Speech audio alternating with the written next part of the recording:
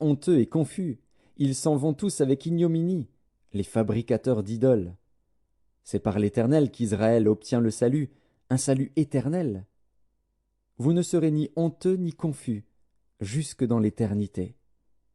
Car ainsi parle l'Éternel, le Créateur des cieux, le seul Dieu, qui a formé la terre, qui l'a faite et qui l'a affermie, qui l'a créée pour qu'elle ne fût pas déserte, qui l'a formée pour qu'elle fût habitée.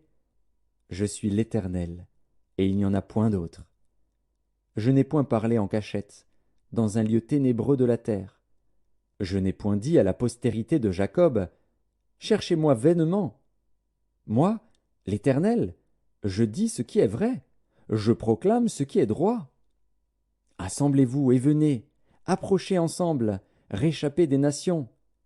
Ils n'ont point d'intelligence, ceux qui portent leur idole de bois et qui invoquent un Dieu incapable de sauver.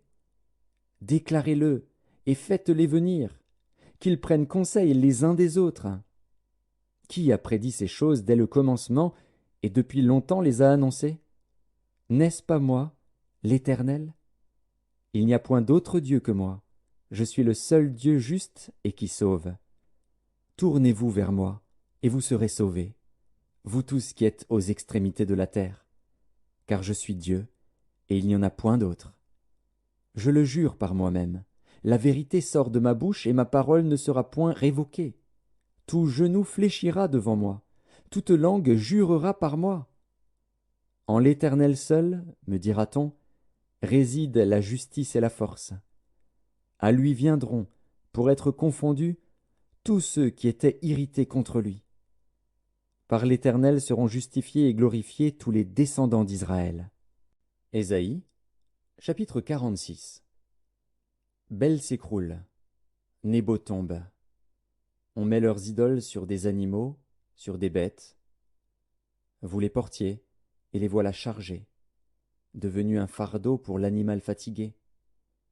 Ils sont tombés, ils se sont écroulés ensemble. Ils ne peuvent sauver le fardeau, et ils s'en vont eux-mêmes en captivité. Écoutez-moi, maison de Jacob, et vous tous, reste de la maison d'Israël, vous que j'ai pris à ma charge dès votre origine, que j'ai porté dès votre naissance. Jusqu'à votre vieillesse, je serai le même. Jusqu'à votre vieillesse, je vous soutiendrai. Je l'ai fait, et je veux encore vous porter, vous soutenir et vous sauver. À qui me comparerez-vous pour le faire mon égal? À qui me ferez-vous ressembler pour que nous soyons semblables? Ils versent l'or de leur bourse et pèsent l'argent à la balance. Ils payent un orfèvre pour qu'il en fasse un dieu, et ils adorent et se prosternent.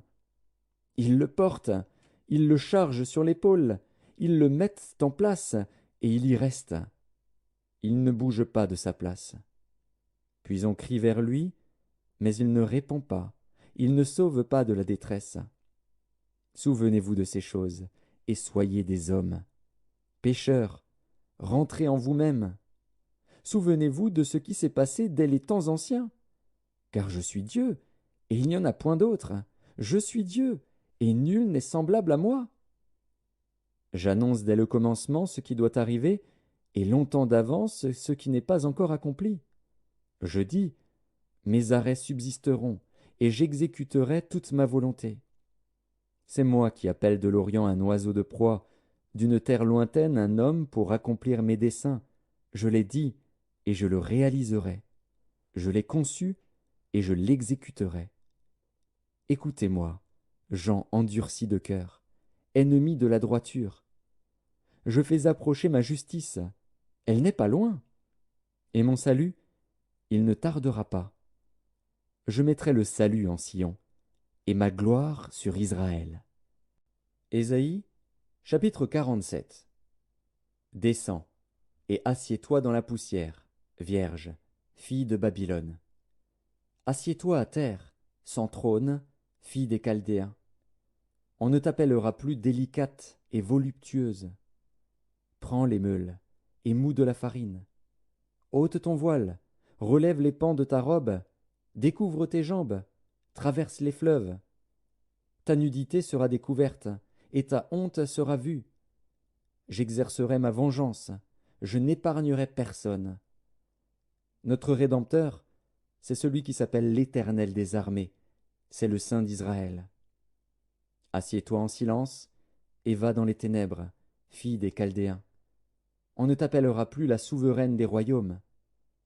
J'étais irrité contre mon peuple, j'avais profané mon héritage, et je les avais livrés entre tes mains. Tu n'as pas eu pour eux de la compassion, tu as durement appesanti ton joug sur le vieillard. Tu disais, à toujours je serai souveraine. Tu n'as point mis dans ton esprit, tu n'as point songé que cela prendrait fin. Écoute maintenant ceci, voluptueuse, qui t'assied avec assurance, et qui dit en ton cœur, moi, et rien que moi. Je ne serai jamais veuve, et je ne serai jamais privée d'enfant.